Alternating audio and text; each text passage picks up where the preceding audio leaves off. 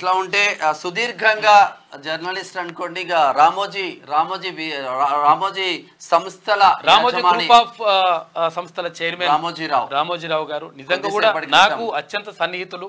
ఆయన నాకు నిజంగా అంటే నేను చాలా సార్లు ఈనాడు గురించి మాట్లాడుతుంటే నాకు అప్పుడప్పుడు బాధ వేస్తుండే కొంతవరకు. అంటే ఇప్పుడు నిజంగా కూడా అది మారింది వాస్తవమే, పేపర్ పత్రికా విధానం అంతా మారింది వాస్తవమే. కానీ నేను ఈనాడు సంస్థ నాకు మాతృ సంస్థ ఏది జర్నలిజం బ్రాండ్ నాకు రామోజీరావు గారితో ప్రత్యేకమైనటువంటి అనుబంధం ఉండే. అక్కడ మా ప్రిన్సిపల్ సార్ అక్కడ ఎం నాగేశ్వరరావు గారు మా ప్రిన్సిపల్ ఉండే, ఈనాడు జర్నలిజం స్కూల్ ప్రిన్సిపల్.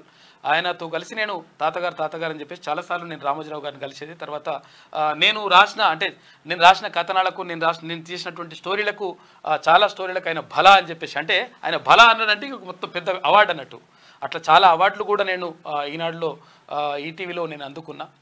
కాబట్టి నిజంగా కూడా గొప్ప మనిషి ఆయన రామోజీరావు గారు. ఏది చెప్పుకున్నప్పటికీ ఒక నిబద్ధత, క్రమశిక్షణకు ప్రాణం పోస్తే నిబద్ధతకు నిలువటద్దని చూపిస్తే అలుపెరుగని యోధుని పయనం వ్యక్తి శక్తిగా మారిన ప్రస్థానం రామోజీరావు జీవితం అని చెప్పేసి నేను రాసిన. అది 100% ఆయన ఆ విషయంలో వాస్తవం.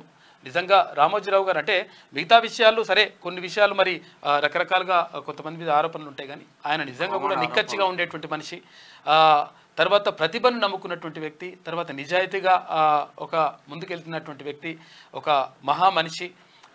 పత్రికా లోకానికి తీరని లోటుగా చెప్పుకోవచ్చు. ఆయన 87 సంవత్సరాలలో కొద్దిసేపటి క్రితం తను మన నుంచి దూరమైన పరిస్థితి. నిన్న రామోజీరావు గారు వెంటిలేటర్తో ఉన్న పరిస్థితి. వెంటిలేటర్తో 5వ తారీఖు నాడు హాస్పిటల్ జాయిన్ అయ్యిండు. అంతే అది శ్వాసకోశ వ్యాధులతోటి జాయిన్ అయిపోయి ఉదయం 5:50 ఆయన కన్నుమూసినట్టుగా తెలుస్తూ ఉంది. అప్డేట్ చాలా పేపర్లలో రాలేదు. నిజంగా అంటే ఆయన చనిపోవడం మాత్రం నిజంగా పత్రికా లోకానికి, తర్వాత ఇక్కడ జర్నలిజానికి కూడా నిజంగా తెలుగు భాష కోసం నిజంగా ఆయన చాలా కృషి చేసిండు. దీనికోసం ప్రత్యేక విభాగాన్ని ఏర్పాటు చేసిండు.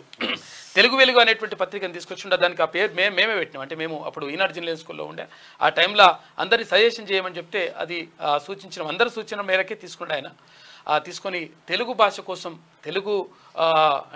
తెలుగును కాపాడడం కోసం ఆయన విశేషమైనటువంటి కృషి చేసిండు. తర్వాత శాసనాలను వెలికి తీయించిండు. రకరకాలుగా చేసినటువంటి వ్యక్తి.